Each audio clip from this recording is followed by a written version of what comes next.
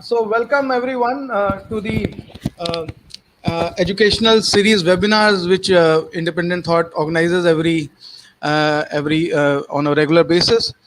And today we have chosen the International Day of Innocent Children Victims of Aggression, and it's a very relevant topic. And uh, we have a very distinguished panel with us today, and uh, we are privileged to have uh, Lieutenant Colonel Dr. Samir Rawat, who is President and Chief Operating Psychologist of Military Mind Academy. Then we have Professor Dr. Manoj Kumar Sinha, who is Director, Indian Law Institute, and renowned authority on international law.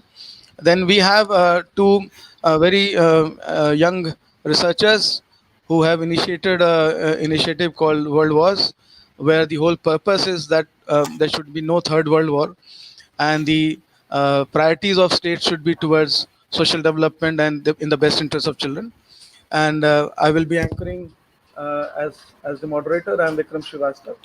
Um, so, without taking much of everyone's time, I would like to share that the whole purpose of the event today is to generate a discussion around while we see the political side of wars happening, and we do discuss during our drawing room discussions about different happenings across the world and the aggressions nations have, even about the state and non-state actors, how they indulge into various kinds of military engagements.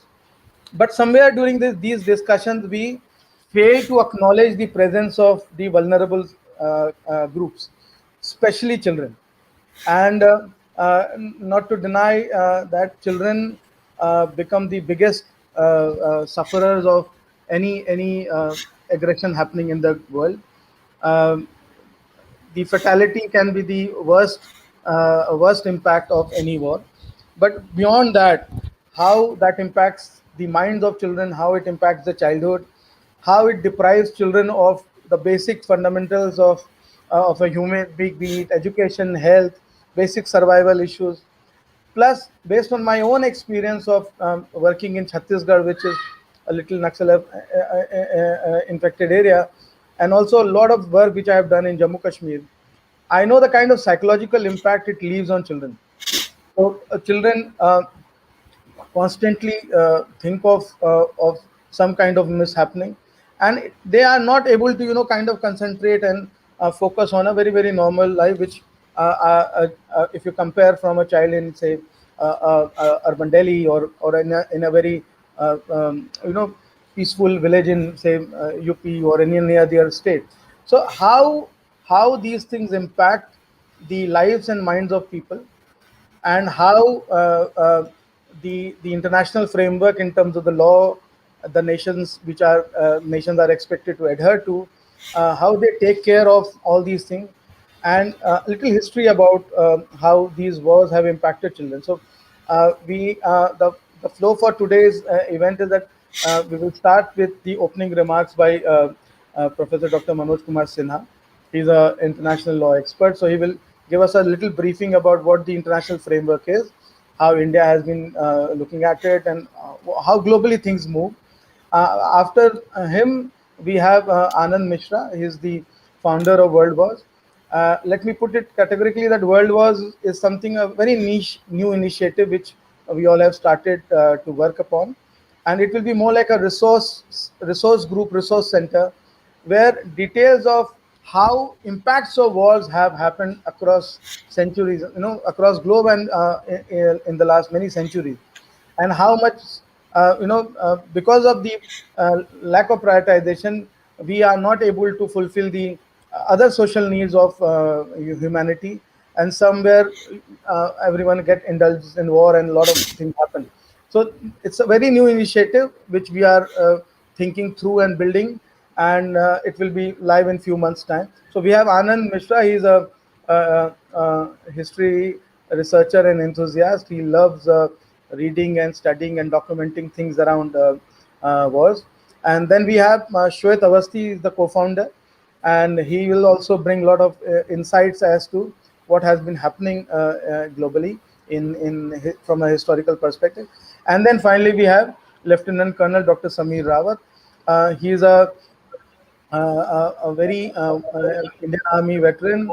He has served in Siachen. He has been part of the Kargil war, and he has been a president awardee. And presently, he is more known globally for his work on military psychology, and lot many other military of other countries take his services because of the vast experience and both field and academic expertise he has on the subject. So without being an hindrance between the speakers and the viewers, so let me invite Professor Manoj Kumar. Sir. Thank you very much, Vikram, and respected Lieutenant Colonel Sameer Rawatji, Anand Mishra, Shwet Avasthi, and Vikram, and all present here. Let me begin with congratulating Vikram. He thought about celebrating today as the day for the International Day of Innocent Children, victims of aggression. If we go back to the history, how this day has been chosen 4th June as the International Day of Innocent Children, victims of aggression, victims of aggression. We go back and we see in on 19th August 1982, United Nations General Assembly convened a special meeting of the member states, and they wanted to recognize the significance of the impact of armed conflict on children, and the need for action to be taken and awareness to be raised. So, United Nations has taken initiative on 19th August 1982. So, General Assembly is the place, plenary body where all states participate and they discuss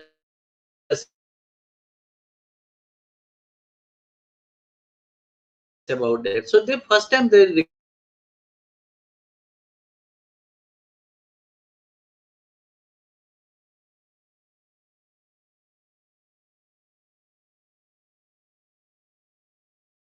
Oh, sorry. I think Vikram, can you hear me? Now, yeah, now we can hear you, sir. So you heard me, no? Like now you missed it completely. Yeah, we missed it for say 5 seconds. Okay. So like so United Nations General Assembly, they say the time has come to look into the impact of children, assess it, and recognize and protect the rights of the children, in time of conflict. At the beginning,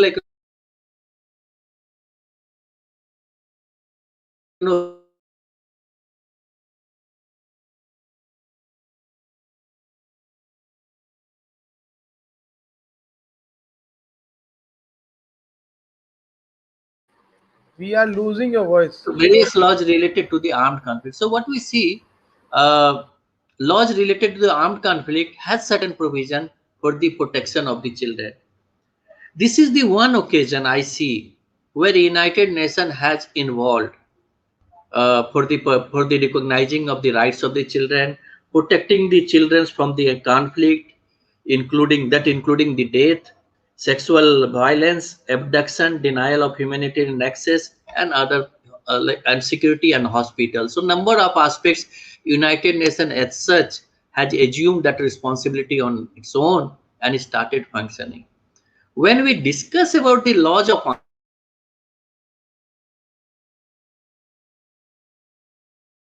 conflict,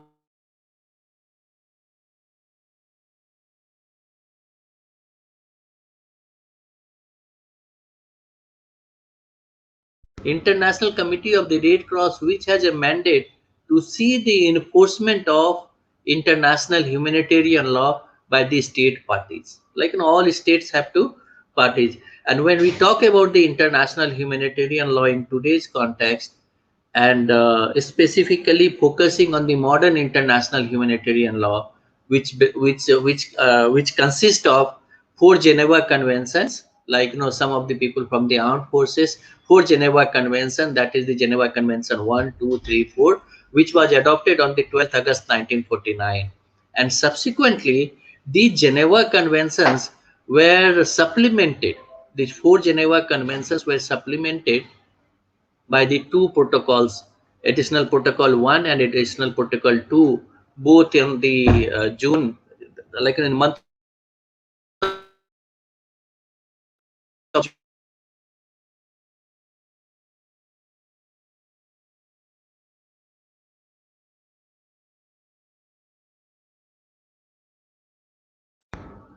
three protocols, but we'll focus on the two protocols, which is very important to understand. Most important part, the obligation of the state. Bikram has expressed his opinion how to sensitize, how to make aware the members of the armed forces, state authorities. They have a certain obligation, not like certain obligation in time of conflict to restrict themselves or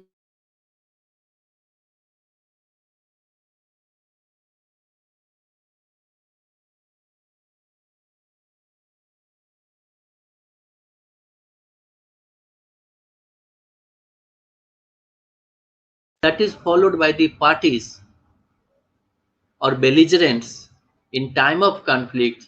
So these issues will never come, like attack on the children, attack on the women, attack on the civilian population or civilian objects which are necessary, because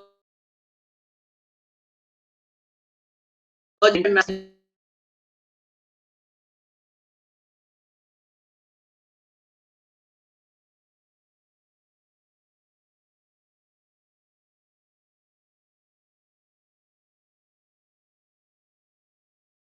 members of the armed forces have an obligation to not to target civilian population, not to target civilian objects. They can target. If there is a military objects, military camps, they can target. So that is the permissible. So international humanitarian law have clearly made a distinction between the civilians.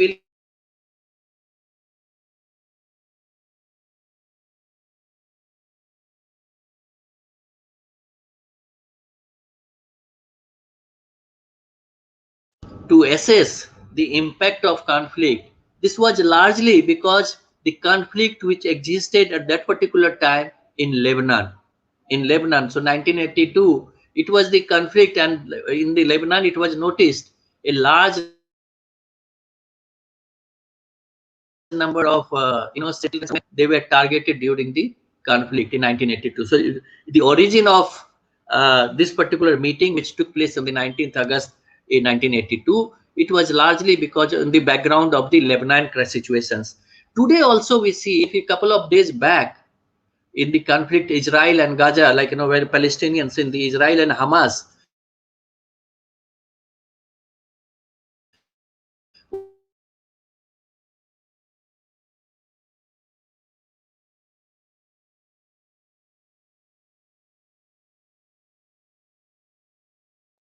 that is the big violation of international humanitarian law. We have to examine, we have to look into when this protection ceases to exist. When this protection ceases to exist, so whether civilian location can become a military target, that is very difficult, and that is very hard to find out. So in that particular case, when civilian protection is waived, or the belligerents can say we'll target civilian for civilian location, because civilian location is continuously used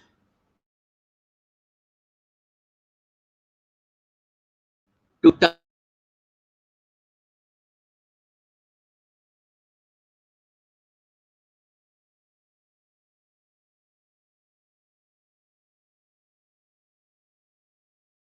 all the arms and other things there. So in that distinction or that kind of situation, there is a possibility, but it's almost a fundamental principle, almost a fundamental principles under the international humanitarian law. Civilian protection is civilian population and civilian objects should not be civilian location, school, colleges, and other things should not be target of conflict. Uh, let me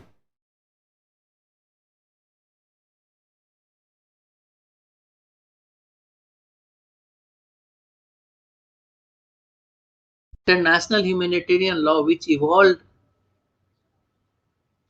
international humanitarian law which evolved 1864 onwards. So primarily international humanitarian law addresses for what? To provide the protection and care to the members of the armed forces who are injured in the battlefield. And it's like also laid down certain conditions.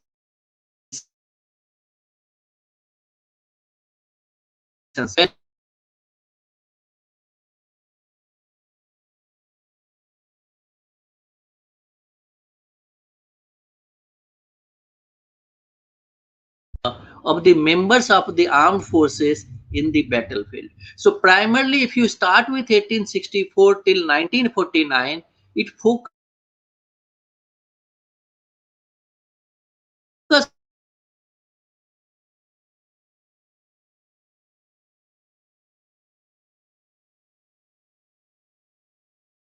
address the concern of the soldiers, combatants, not the civilian. The first time protection to the civilians, which was added in 1949. So all the four Geneva Convention, the protection of civilian has been added. That is the new contribution into international humanitarian law. So international humanitarian law, it talks about the conduct of warfare and also protection and care of the injured in the battlefield.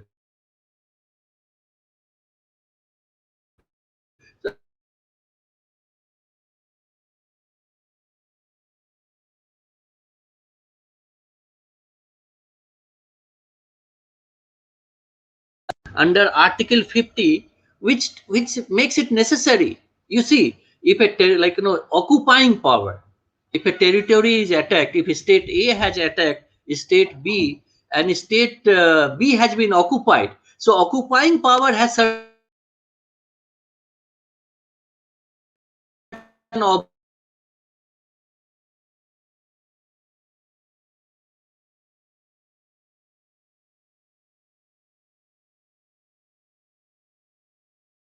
power has an obligation under the four Geneva Convention and particularly Article 50. So that we see that even like in 1949, children should be, even if a territory has been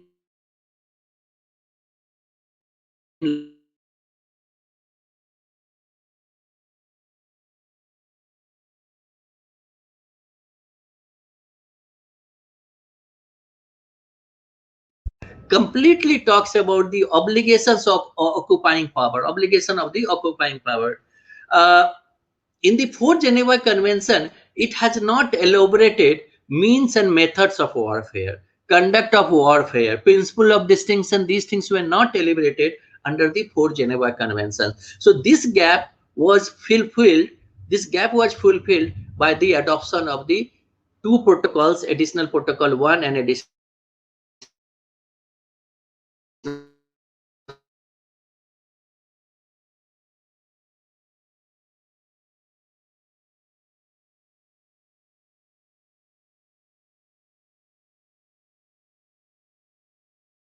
application of international humanitarian law during international armed conflict. So the four Geneva Convention, except one provision, that is Article 3 common to four Geneva Convention, which talks about the application in the situation of non-international armed conflict.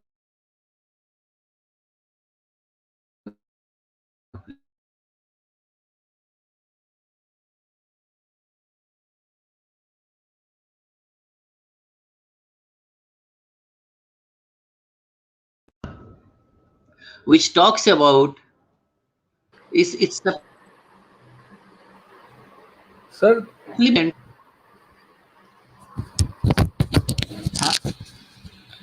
your mic is Your mic is getting muted automatically at times. Bikram. So, like, I'm just looking into, I'm doing that. Ha, So I'll take care. Don't worry. Just ha, somehow please. I don't know what happened. So international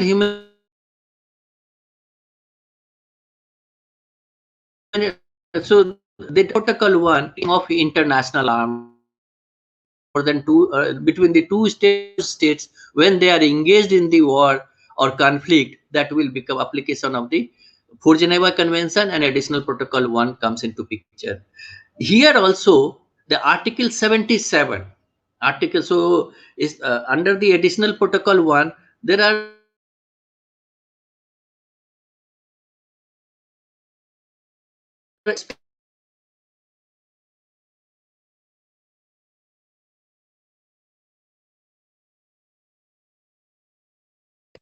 Article 77 of the additional protocol also laid down the protection of the children in time of the international armed conflict. So what we see is not only children, it also talks about the protection of women.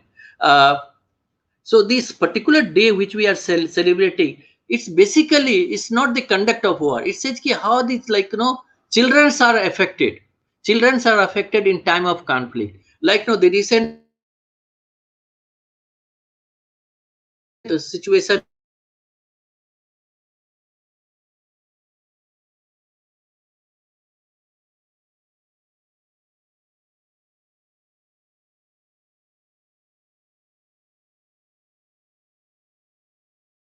and go deeper in this subject, and we see state obligation. So what I spoke about, it's about largely about the state obligation. And one like, state obligation is very wide, very intense, very, like, deep in the international humanitarian law, and which is very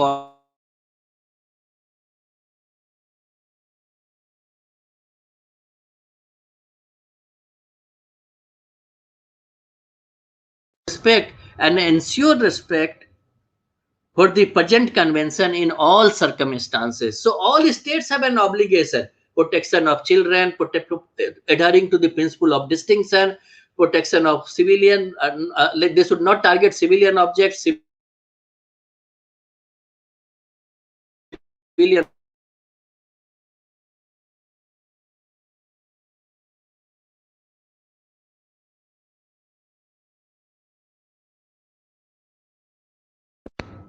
crimes against humanity or war crimes under the international law, or grave breaches of the Geneva Convention. We can easily confirm that.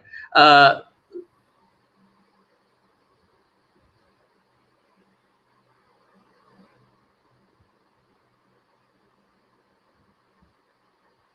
It's on mute again.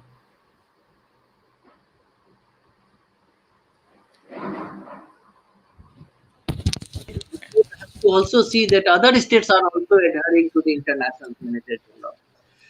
As I said in my discussion or my talk, that primarily the task has been given. Which body will responsible for implementation of this?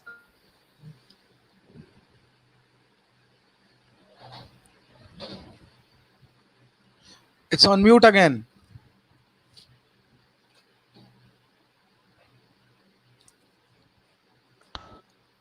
Can you hear, Bikram? Yes, yes. But it after every half a minute it goes to mute. That is the problem.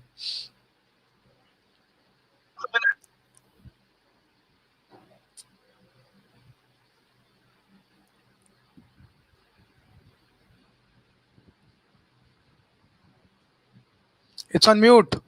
You can hear me now? Yes, yes. It automatically goes on mute. There's some problem. Maybe the cursor is on that. Maybe on the cursor is.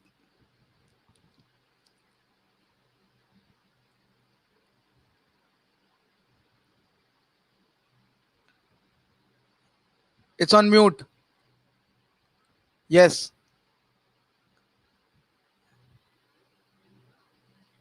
No, sir. It's on mute.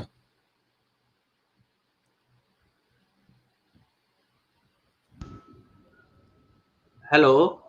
Yeah, we can. I think I'll just close. I think I'll just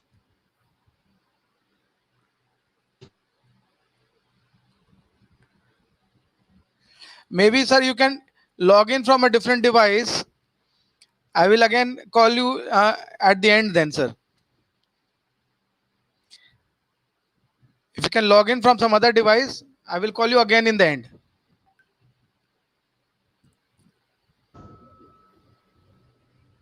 all right, Vikram. All right, all right.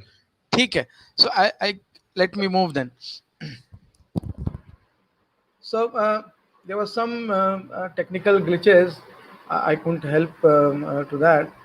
Uh, so I wanted to share a little video before I call Anand for his presentation. Just give me a minute. And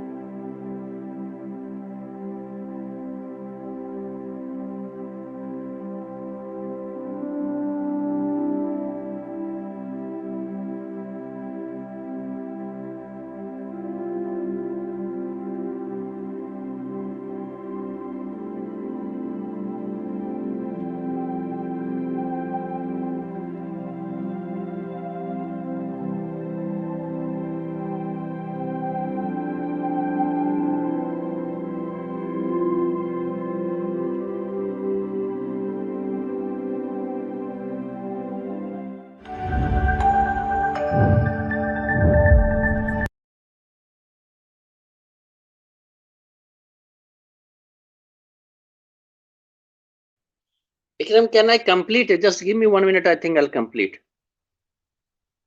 please complete, sir. Please complete. So I think I'm mobile. I have joined.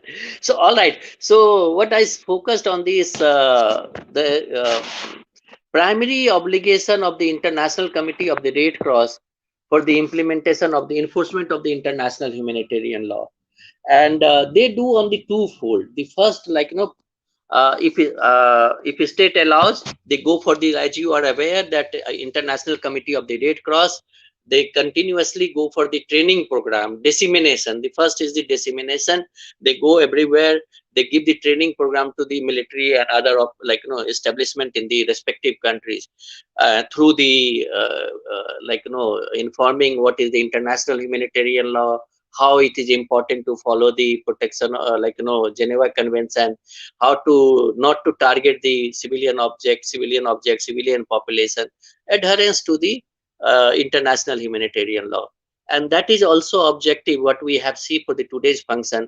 It's raising awareness. So awareness, the awareness, so this mandate has been taken from jointly shared by the International Committee of the Red Cross and also the United Nations. So today we are here on behalf of the United Nations in one way. So United Nations in 1982 has made it necessary that we must create awareness. And that is the reason when you look into the Convention on the Rights of the Child, a specific convention is added, that is the involvement of the children in armed conflict. That is another issue. Here the impact of the conflict in the children, their involvement of the children forcefully, that is there. So awareness will continue in the international humanitarian law.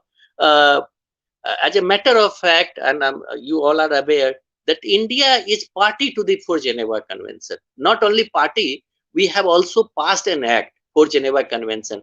And Geneva Convention has become in India Geneva Convention, Geneva Act of 1960. So we have a great broader obligation to see the international humanitarian law is there.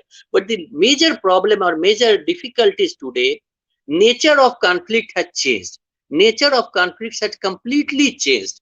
So initially it was conflicts international, but today we have more non-international armed conflict where conflict within a sovereign state, what the example you gave, Bikram, also within the Indian state. I don't want to go on those cases, but you have said a conflict between the state authorities and non-state actors that has increased, and in between their children are caught, women are caught, and everything we see. So atrocities, if at all is committed, it's not the international conflict. International conflict has been reduced.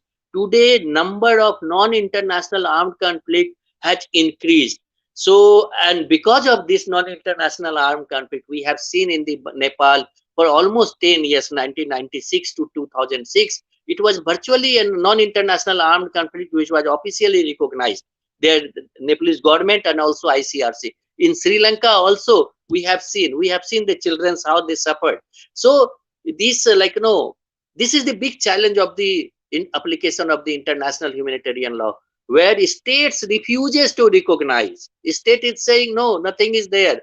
It's a low intensity conflict. It is not there. So this is the big issue, big challenge. So role of the non-governmental organization, role of the civil society, role of the academicians and military officers, that become very important at the domestic level to disseminate the obligation of the state within the state. There's no need of going abroad. Okay, how it is important, because Geneva Convention has also become part of customary international law. So all states have to ensure that impact of the conflict is minimized.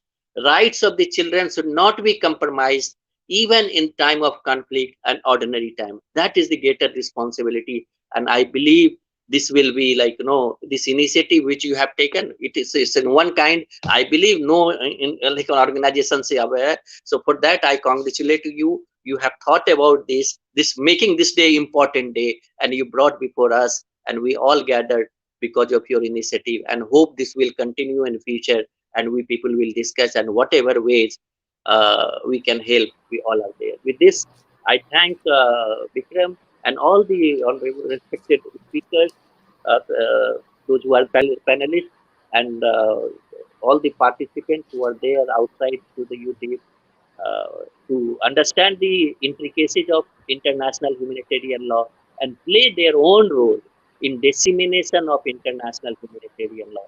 If you by chance meet an army officer, you say you have an obligation when you should not target women, you should not target children, you should not target the civilian population. So that will bring in much needed change, and impact mitigation will take place. So thank you very much, Vikram. Over. Thank you, Professor Sinha. Thank you so much.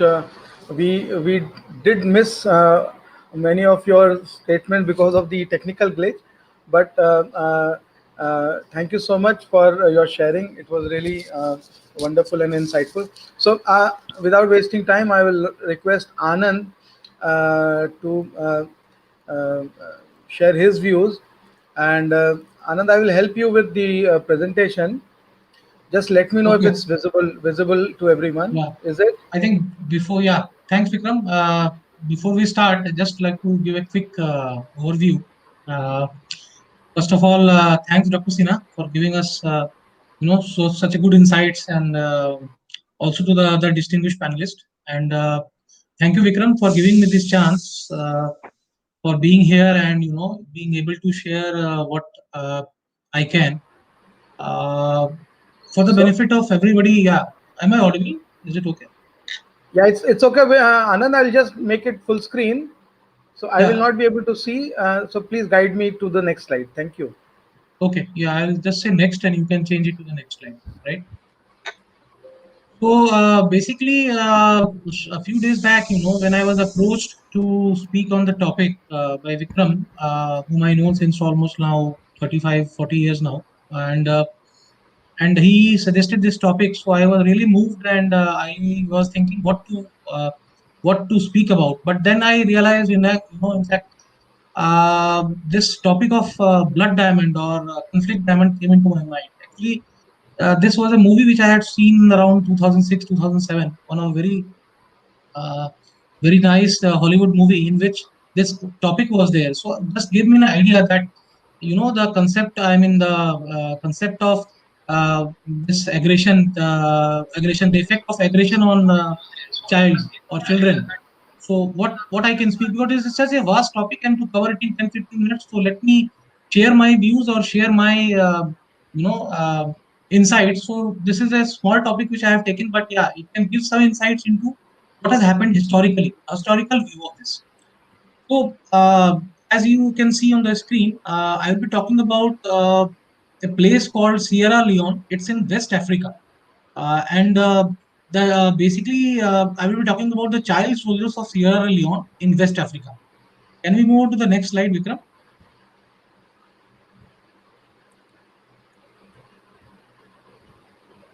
Can we move on to the next slide, Vikram?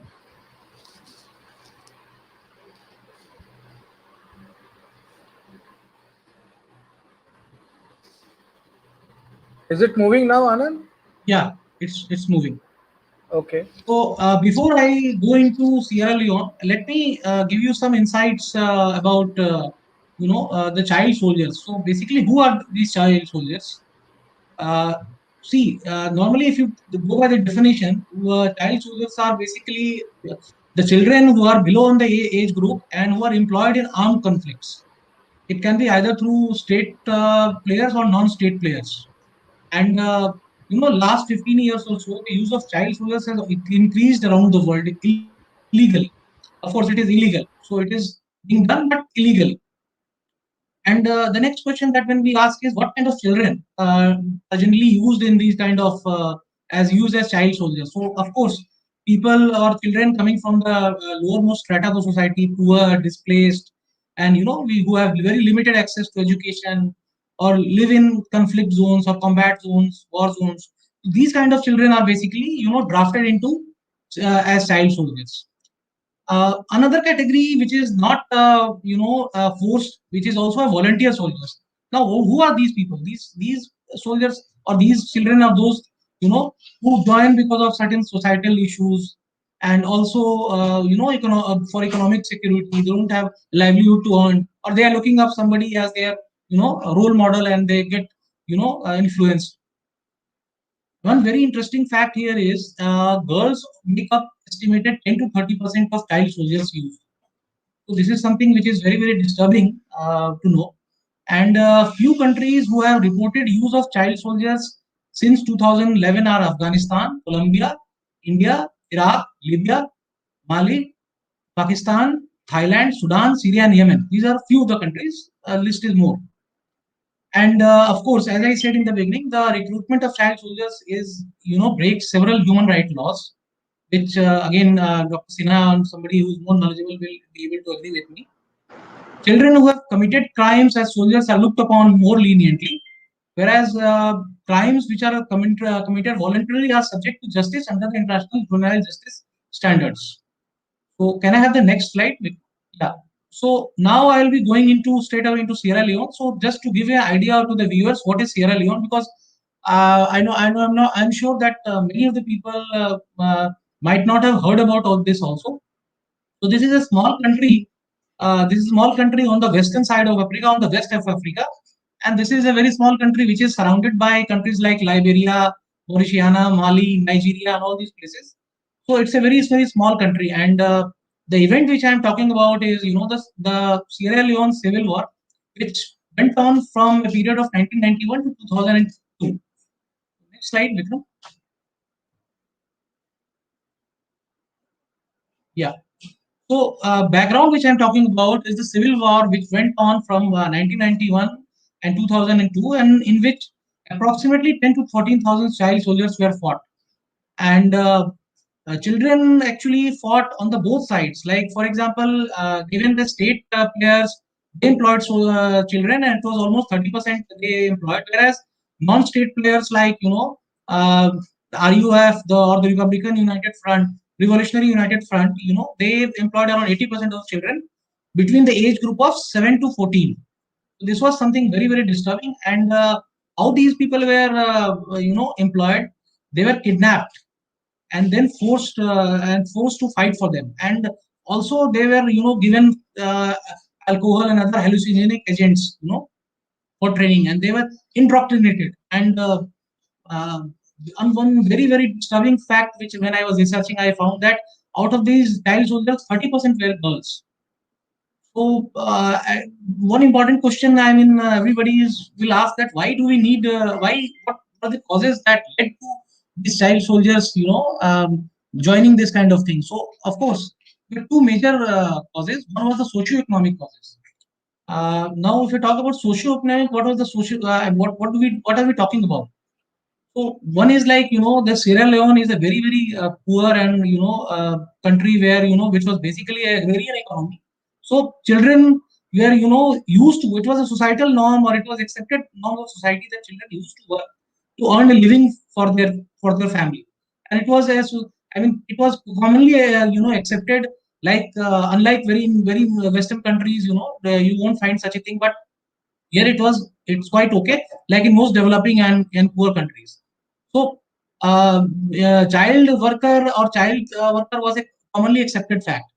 Then also in these countries, there is a concept of apprenticeships, which is actually what that you can join somebody else other than your parents in helping them, and then you are taken as an apprentice by them. So this kind of culture is also there, which helped in these kind of children joining such kind of movement or such kind of militias.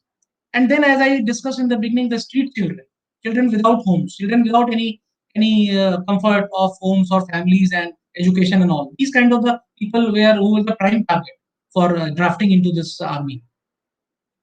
And of course, the second reason was the human rights violations. When I talk about human rights violations, like forcible kidnappings, abduction, these people, children were taken away by force, their families were killed, and these children were then made to do horrible things by the people, like a lot of unspeakable things that the children were subjected to and were asked to do. So now the question comes that what happened? What happened to this? So of course, when this civil war was going on, a lot of effort was done by the international community to bring in peace, and efforts were made for the reintegration of these child soldiers. So what do you mean the reintegration is? Basically integrating them back into the society. And how this was done? So this was done through the DDR method. So what is DDR method is disarmament, disarmament and reintegration and this deployment. So what is this basically? So this is basically, demobilization is the first step in which you take away, you disarm these people, and demobilize these people. You take away their arms, then you get them into system to process them. That is the second step. Processing them means, like, before they are reinserted into society, there is a temporary period when you provide for their short-term needs, like fooding, clothing, shelters, and all these things.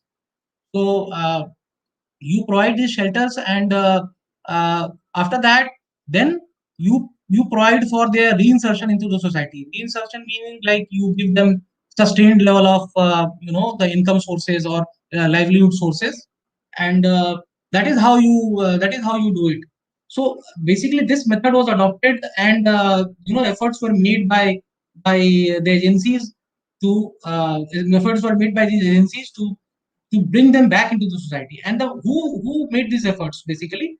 So this was made by certain agencies like United Nations. And United Nations, basically, there was a particular agency which was United Nations Mission for Sierra Leone, UNMI SIL. So that was a agency which was a primary responsibility for ending these hostilities. It was the primary responsibility. Then other agency was UNICEF. UNICEF, which is a United Nations Children's Fund, it played a very significant role in ending those hostilities. Then there was a NGO called GOAL, which is an Irish NGO, and it is funded by UNICEF. This also played a very important role in the in introducing the concept of education, formal education, and everything. Then there were certain other certain other organizations which are basically African in nature, like one organization which was for women, and another was for introducing concepts like rural concepts, and also introducing local employment and farm concepts. So these were the certain areas of certain agencies which work very hard to bring down this conflict and to reintegrate people, especially the soldiers, child soldiers, into society. And what is the focus area of these facilitators? Was psychological support and family health, family reintegration, and skill-based training. So these were certain areas where they worked on and to integrate these people back into the society. Next slide, Vikram.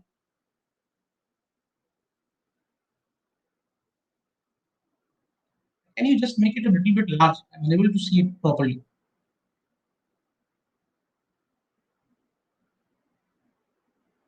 A little bit more.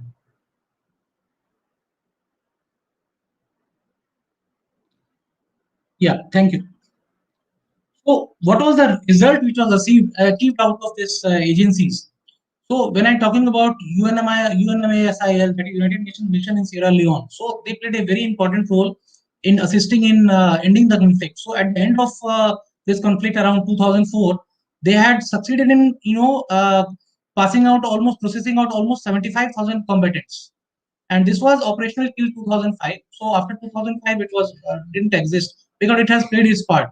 In UNICEF all provided protection to demobilized soldiers through their interim camps. They set up interim camps in which non-combatants as well as combatants were given shelter, and almost 2000 more than 2000 children were processed out of these camps, and total in the total span more than 5000 children were taken care of by these camps. Goal, as I said, was into education, formal education and healthcare. And it was also looking after social work for male combatants below 18 years and also the female combatants which are of sexual abuse, the victims of sexual abuse. Then Forum for African Women Educationalists, which was basically working on sexual exploitation, basically the victims of sexual exploitation. They also were looking at the medical and psychological aspects of treating these people, and also expanded into community sensitization process services. Last, which is the National Commission for Social Action. This is actually a mandate of Sierra Leone government only. This was by Sierra Leone government only, and this played a key role in establishing local government by community-based and public works. So while all these things were going on, they faced certain issues also. And what was the basic issue? So of course, psychological issues.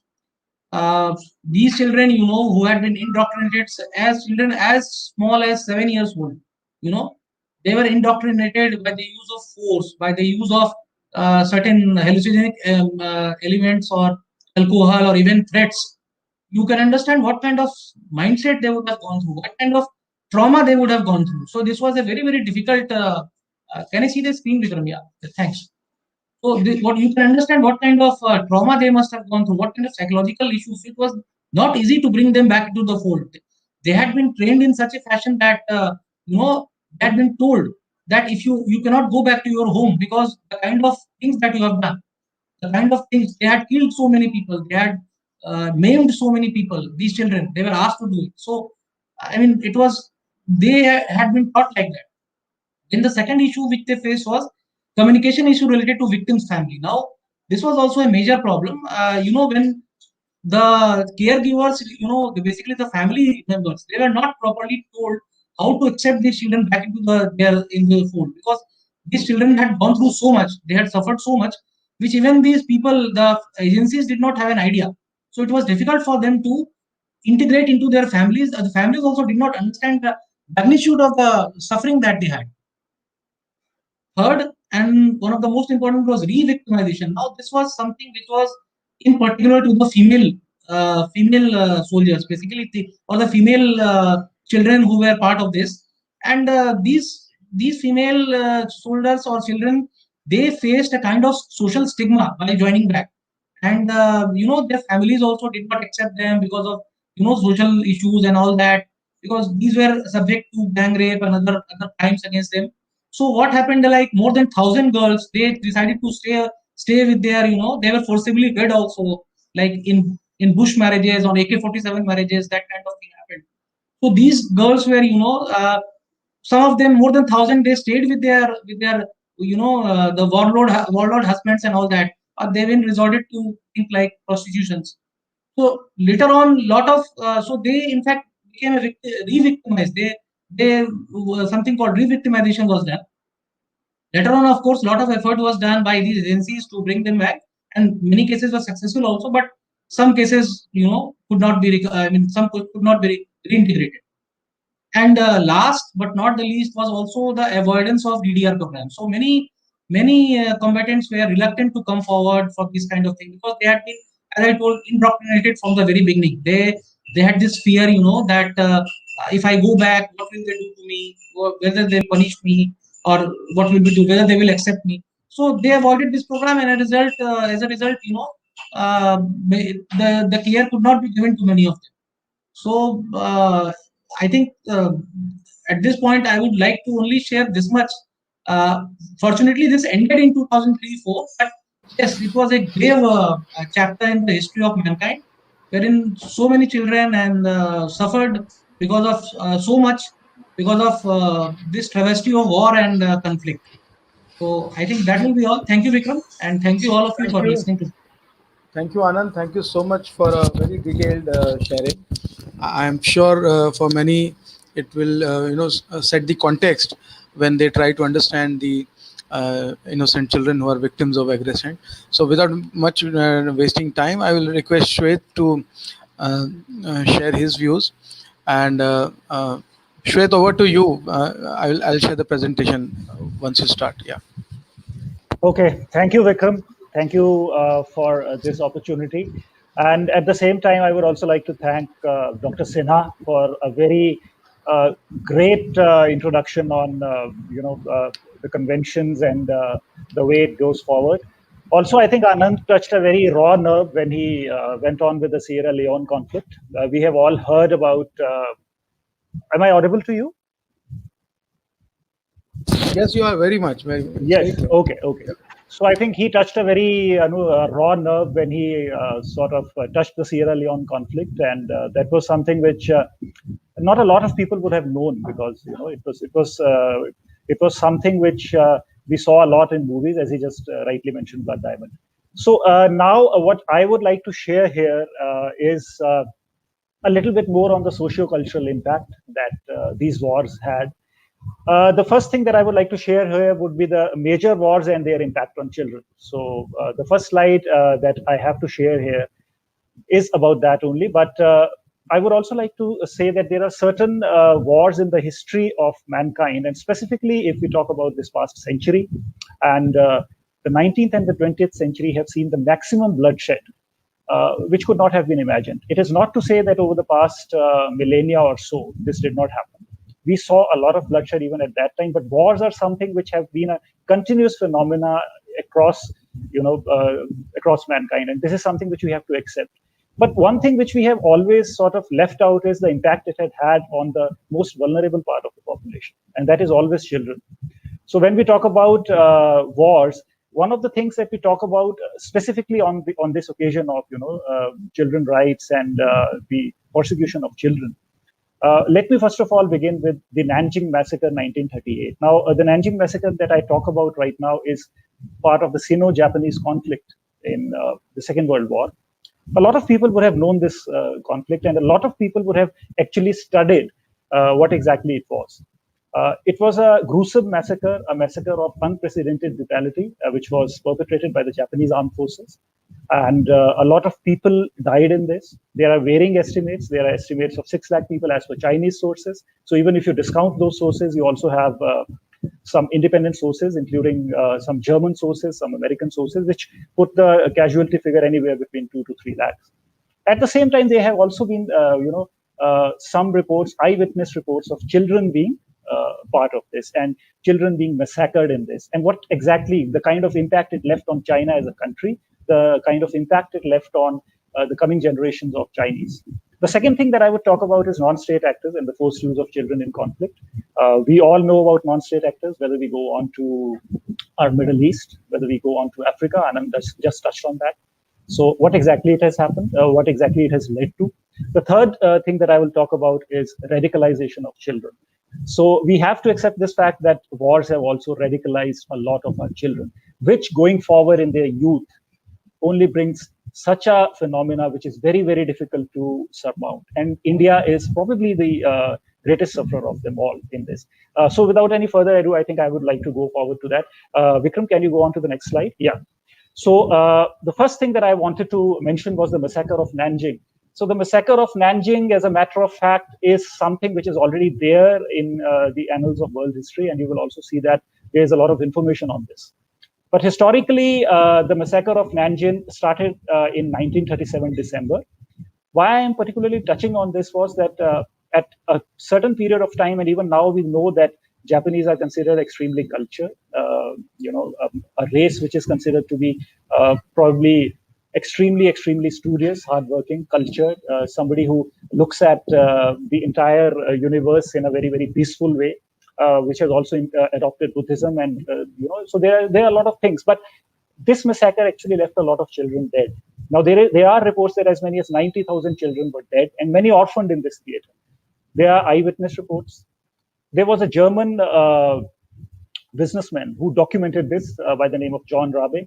He was the one who actually went ahead and saw that what exactly happened. A lot of massacres happened, but the biggest thing that I wanted to touch upon was there are reports that 90,000 children died. But another thing which happened was that many of these children were orphaned.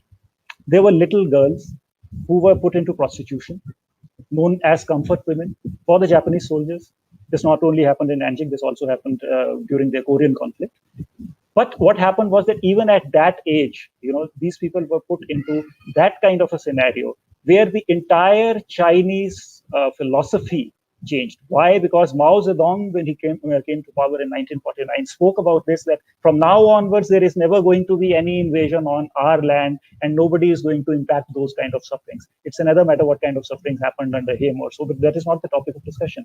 The thing is that he said this, and the impact what happened was that the psychology of the Chinese psychology, which, okay, we can't really dwell too deep into that, and neither is there too much time on that.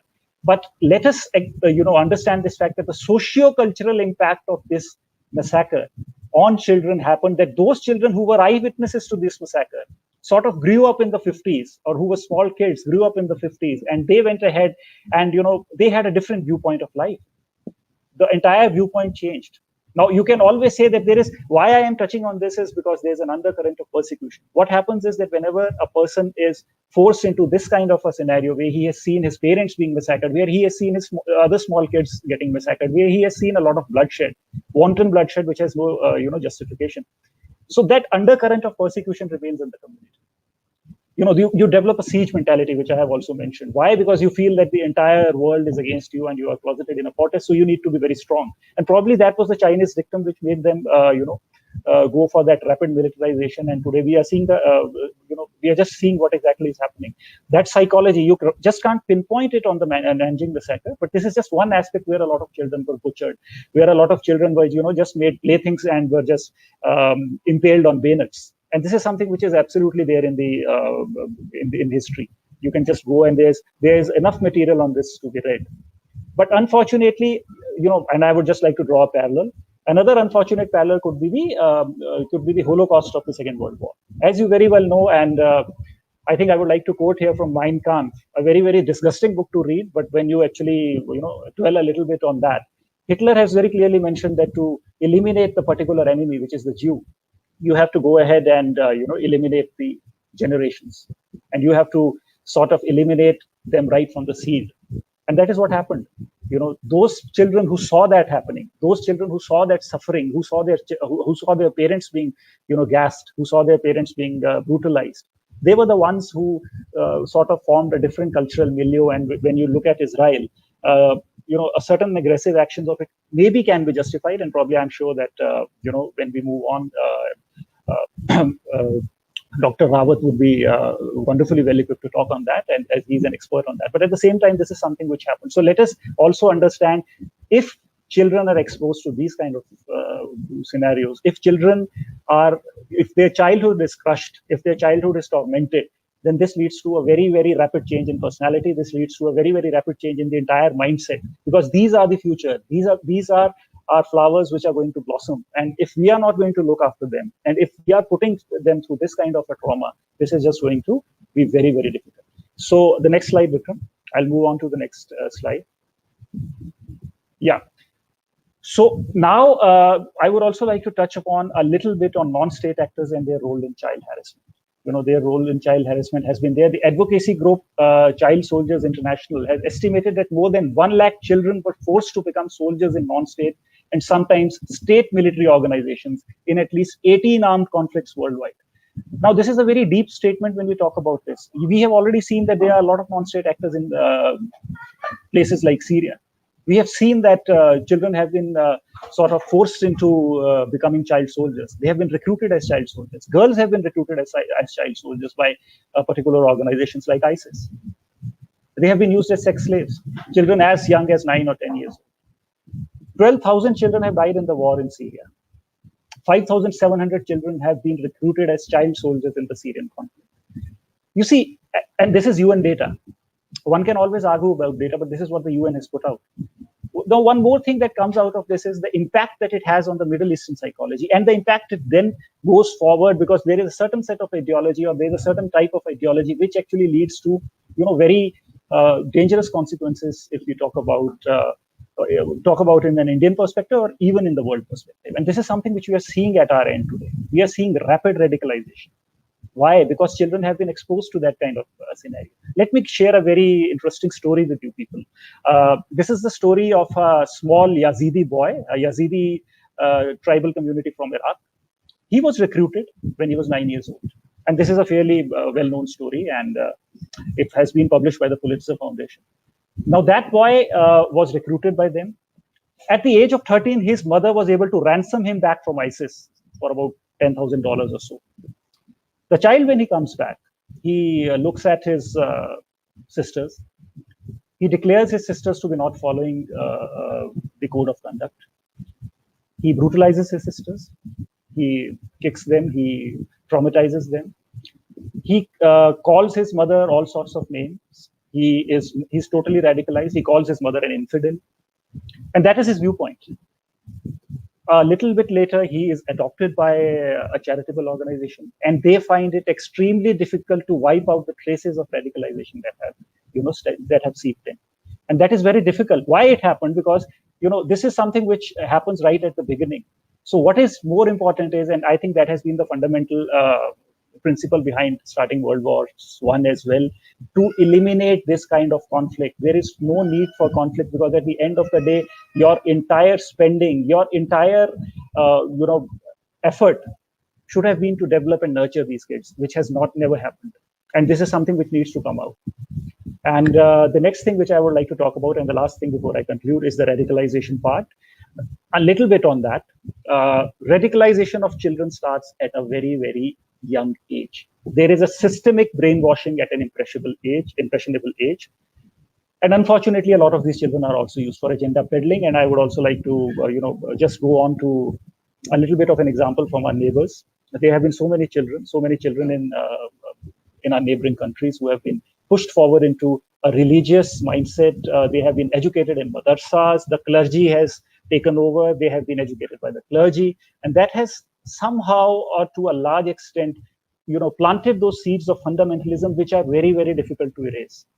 So when we talk about child rights, when we talk about harassment of children, when we talk about cruelty on children, let us also never forget this fact that somewhere along the line, we have also been as responsible. So I think this is something which we need to be very, very careful about, because agenda peddling is something which starts at a very, very impressionable age. You take a child, it has always been said that a child's mind is the most fertile mind. So you take a fertile mind and you plant your seed, and at the end of the day, the tree that grows out of it would be full of, full of ideas that you planted there. So when we see this kind of an education system where children are forcibly fed into a particular religious doctrine, it gets very, very difficult for us to actually look at them as as people who can actually contribute to the society. So with this, I would like to end my little note that I wanted to talk about. And thank you, Vikram. And I think it has been a wonderful experience being on the platform. Thank you, Shwet, and wonderful presentation. I think you covered a lot of canvas from history to the recent problems the globe faces, and touching upon the lives of children. Thank you so much, Shwet. So I'll take this opportunity to call Lieutenant Colonel Dr. Sameer Rawat. And sir, we would like to hear both your field experiences and the amazing work you are doing on military psychology, both in India and globally. And so we look for your insights and an overview on and how you see, based on your experience, the impact children have on of all these things. So over to you, sir. Thank you.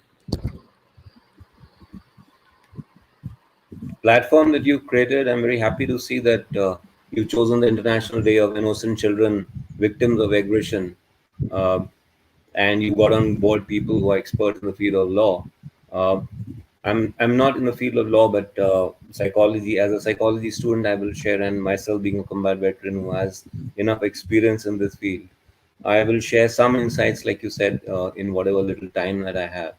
And I think it was the former Secretary General Graça Machel who said that millions of children are caught up in conflict in which they are not just bystanders, but they are the victims. And this has been brought out very clearly by Anand first, and then before that by Professor Sinha, and then by Shwet. I would like to share, as a military, as a soldier, right? I've had the opportunity of being the first psychologist in the National Defense Academy, which you are well aware is the cradle of military leadership. So when we have young boys who at the age of 17 join the armed forces to become officers and lead the men into operations to protect the country, we are trained in not just like Anand, and then also I think Shwet talked about the Geneva Convention. These are part of our curriculum. You know, we are taught the entire Geneva Convention, what's it all about, the military value, the code of conduct, the ethics. How do you deal with how do you deal with soldiers as per the Geneva Convention? You know, what is the way to treat a soldier like you yourself would like to be treated. So that notwithstanding, I'm sharing this because I remember Professor Sinha making this mark that when you see an officer or a soldier, you must tell him that you must follow the Geneva Convention. It's already ingrained and it's instilled in leaders at a very formative age when they are under training to become officers, you know, while they are cadets. And I will also share with you, when I was in the Indian Military Academy, there was one of my friends. Those days we had very good relations with Iraq, to the extent that Iraqi officers used to come and train with us as cadets and then become officers. So while they were officers already, and there was this very good friend of mine, we became very good friends, Shoaib. He was part of the president's bodyguard. And if you remember, in the late 80s and 90s, the Iran-Iraq conflict was taking place. And Saddam Hussein was the president. And he shared with me one incident which he was private to because he was part of the president's bodyguard. Saddam Hussein, as far as I know, had two daughters. He may have had more, but two are what we know of. And there was this girl who, at the age of 15, was married off to one of the officers who was part of the presidential bodyguard. And she used to go to school. At the age of 15, obviously, she expected to go to school. And then, because there was a conflict between Iran and Iraq, there was a lot of bombings. And because of the bombings, one day she did not go to school. So President Saddam Hussein asked her, "Why did you not go to school?" And she replied that because there is bombing. And would you believe, now this conversation is taking place between the president, who's a military, a very big military power, in Iraq, and his daughter. He says, "No, if other children are going to school, you must go to school too, so that you will be a motivation to the other children." Now, you can understand the psyche of a person who is, you can call him a dictator, you can call him a warlord, you can call him whatever, he's no more, right? But the fact remains that even children were expected that, if there is bombing, it doesn't matter. It's part of life. If the bomb hits your school, then it's just your bad luck.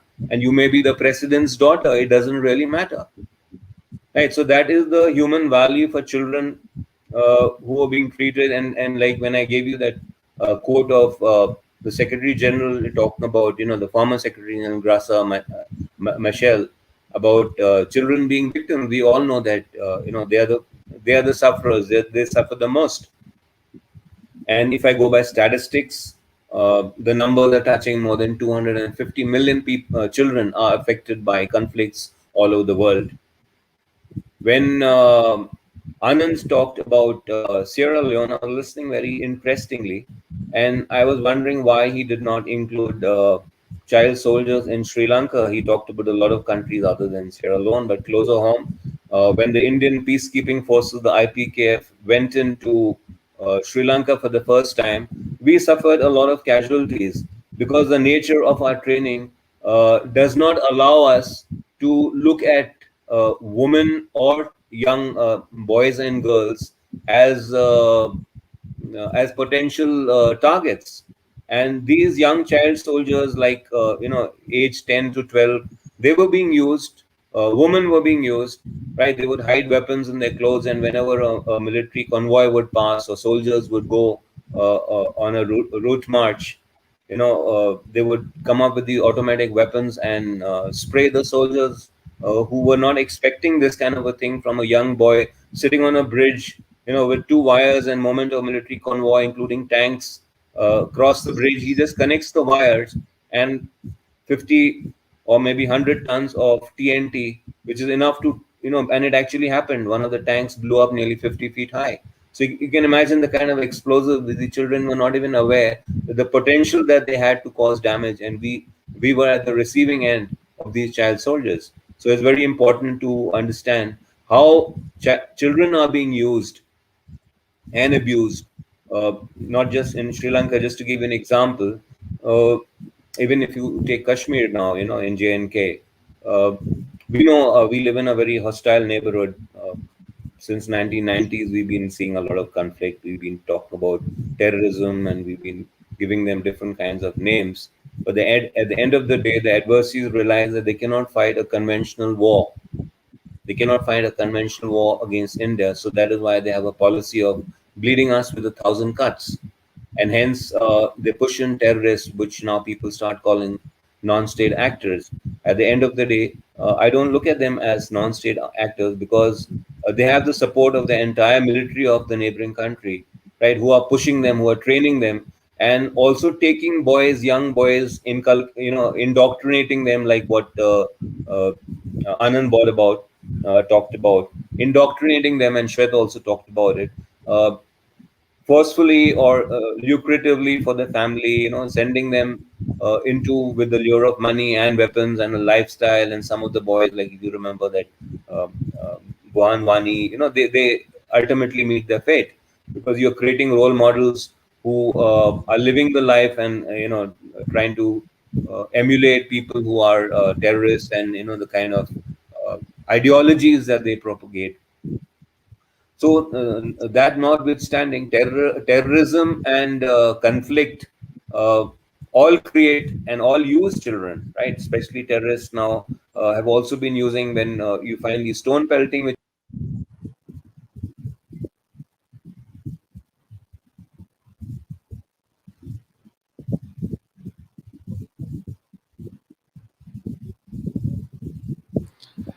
Pune was having a storm and lot of rainfall, so he had already indicated that there might be some technical issue. So I hope he will be able to join. Yeah, he has. Okay, Please. I think I have lost you all for a while. Yeah, please. Yeah. Vikram, can you hear me now? I think I lost you for a couple of seconds. Yeah, we lost you. Now we can hear you clearly. Okay, great. So I was talking about in Jammu and Kashmir as well. You had young boys mostly who were being indoctrinated and being weaponized in different ways to cause harm to soldiers in the military. And it's not just in India itself. People who are breeding terrorism are also getting impacted by terrorism themselves, when the terrorists decide to train their guns on them, because of different reasons and ideologies. And like it happened, if you remember, some years back, there was an army public school in Pakistan, where the terrorists decided to strike, and there were nearly 40 young innocent lives which were lost in that. And it was not just the children who were the target; it was the message being sent out because in Pakistan, it's the military which rules.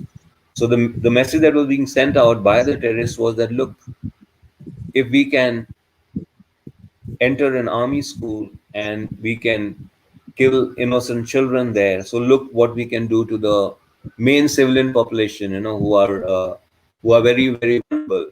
So with that, that is the kind of a message people were sending and using children as targets. So it's very unfortunate that these things are happening all over the world. And yes, the Geneva Convention is there, the implementation, and hence what you all are talking about is a very good idea about creating an awareness.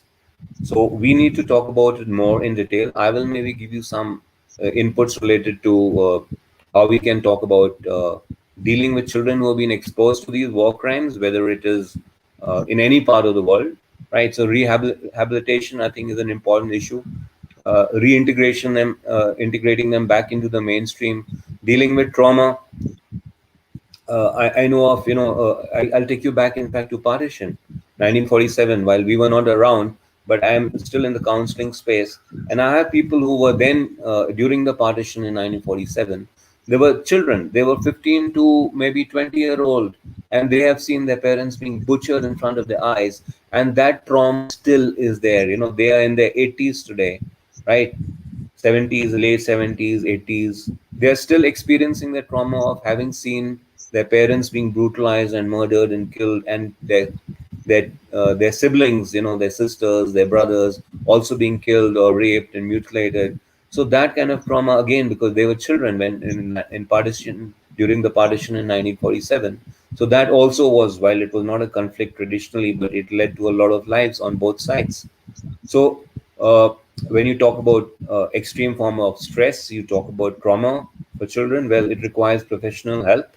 It requires seeking a professional counselor or a psychologist to deal with the issues and help them resolve the angst that they face, and to come to terms and accept what has happened and live with dignity, a life of dignity. It also involves a sense of discipline, building resilience, like we talk about, in very formative years, resilience building amongst children. So for the broader audience, I would say resilience is an ability to bounce back after experiencing a traumatic event. So what is trauma? Trauma is basically a normal reaction to an abnormal event.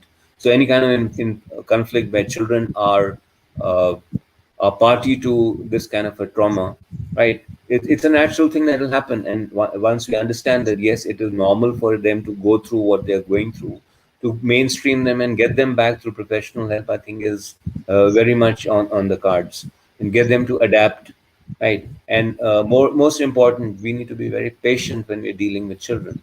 Children, like somebody talked about, it's a very impressionable age. They're in the very formative years. So we need to be very patient in dealing with children and helping them get back. Whether it was that boy who someone talked about, getting back them from ISIS and letting him, reconnect to the actual world.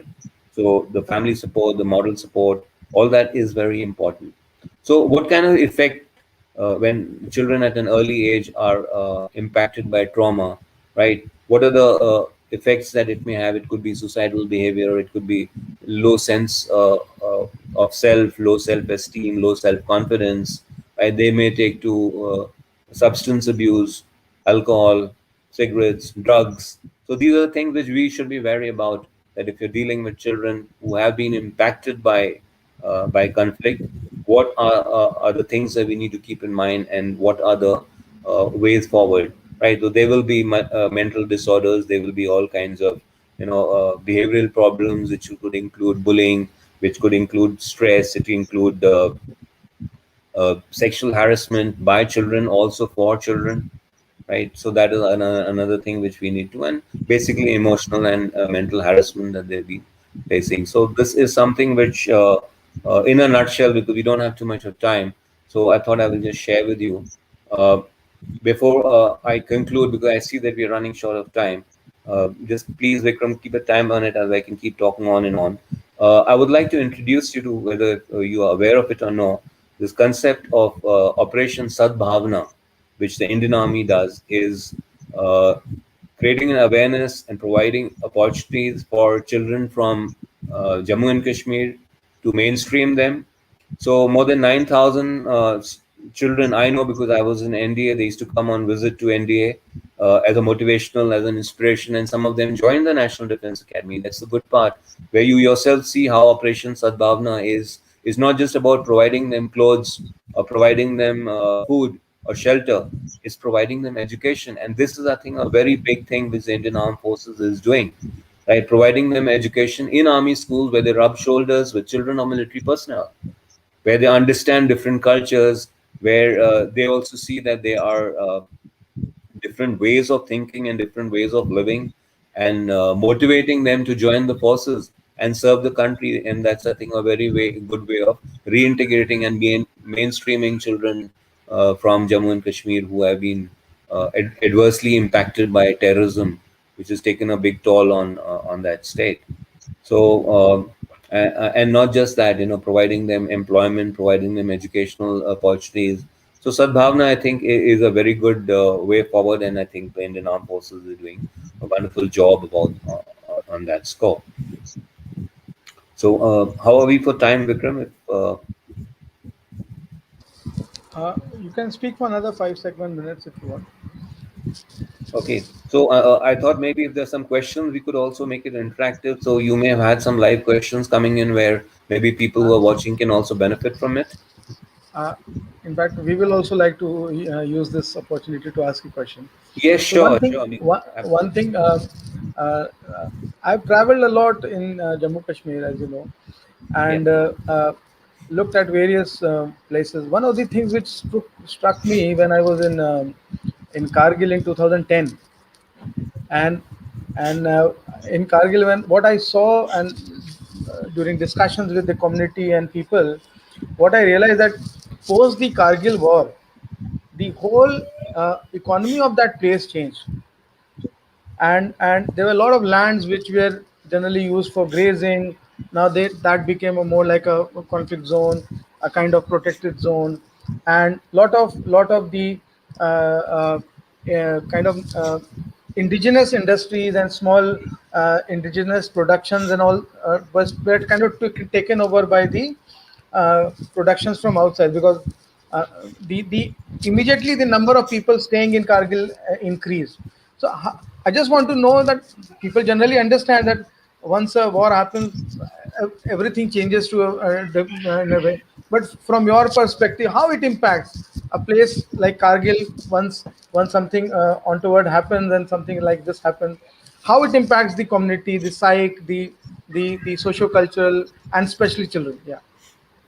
Yeah, so I think it's a very good question, but I will not get into the politics of it. But you must understand, in India, unfortunately, there's been lopsided development, right? So when you find even the red corridor, it's not that it just suddenly come up. If you see, the red corridors come up because those areas, the fringe areas, which have been neglected for too long by parties who were in power then, who could have done development there. Like certain states, for example, if you see Bihar, for example, very rich in resources, right, in terms of minerals. The extraction that takes place, whether now you call it Bihar or you call it Jharkhand, right? There are a lot of places where minerals were very, very rich. So the money that was being made from that was not being pumped in for helping the people of that place, whether it is in the northeast, whether it is Chhattisgarh where you have yourself served, or including the hill areas, for example, Ladakh.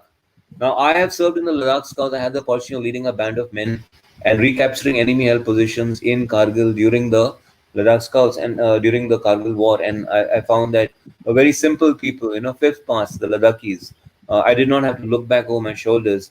I was very lucky to lead them into battle. Now, the point is, when I was serving, Ladakh Scouts was not a regiment; it was just a battalion. There were two wings under the Jammu and Kashmir Rifles. The entire Ladakh Scouts was into penny packets given to infantry battalions to help them fight. And the Sons of the Soil concept, because they were very tough in mountainous areas.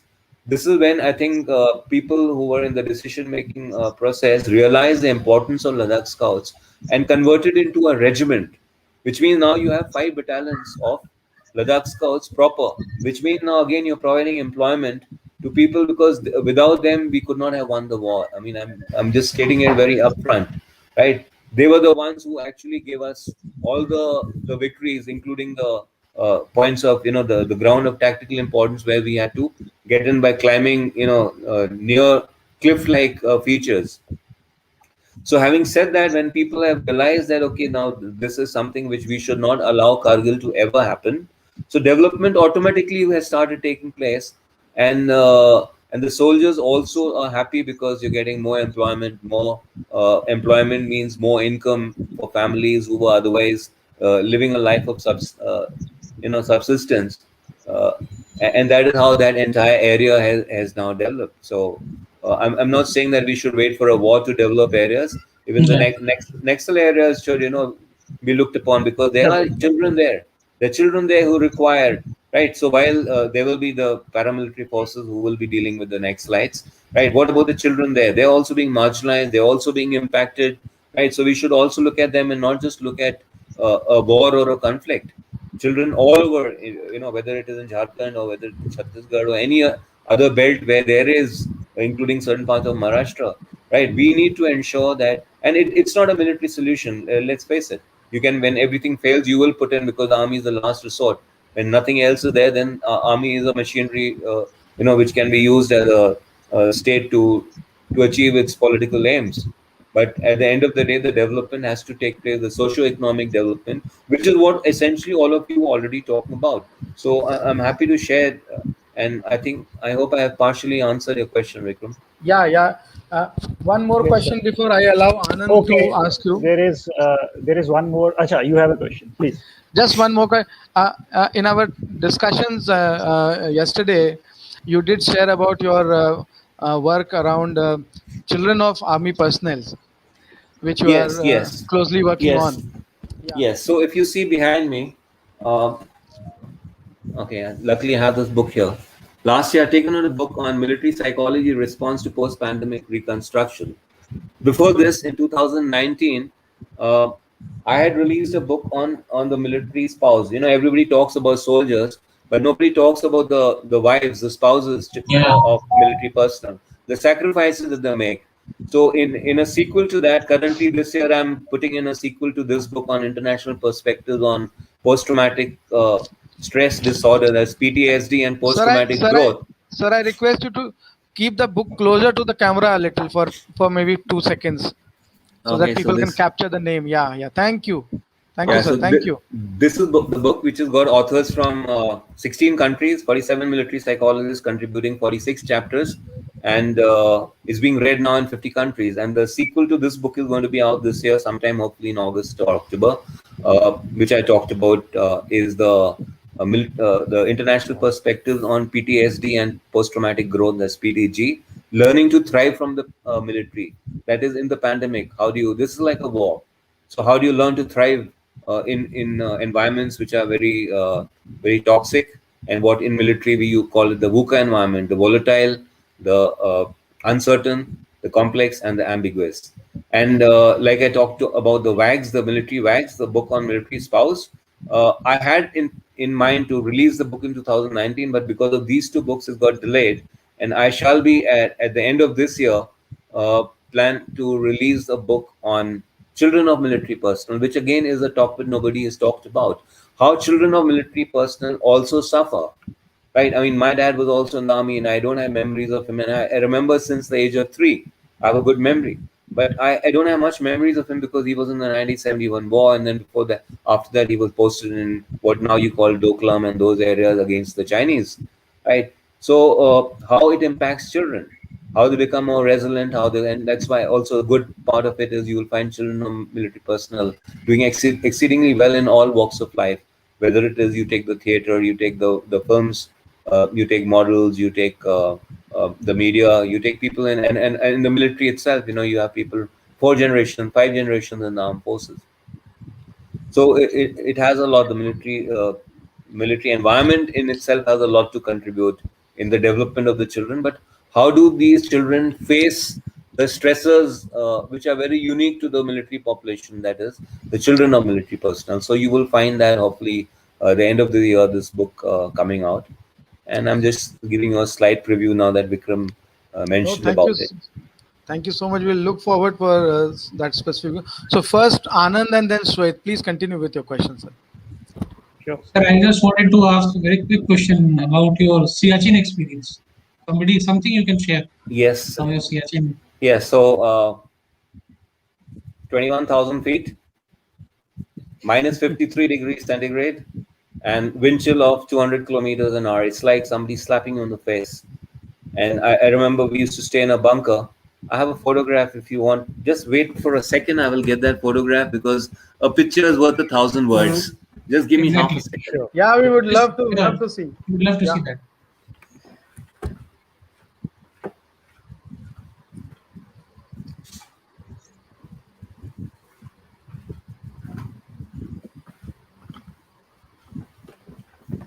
Okay, I'm back. That was not too bad.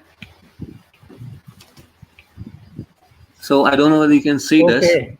Yeah, we Yes. can see that. Little Yeah, we can see up. this. Yeah, we can now. Wait, sir. Wait, just a second. Yeah.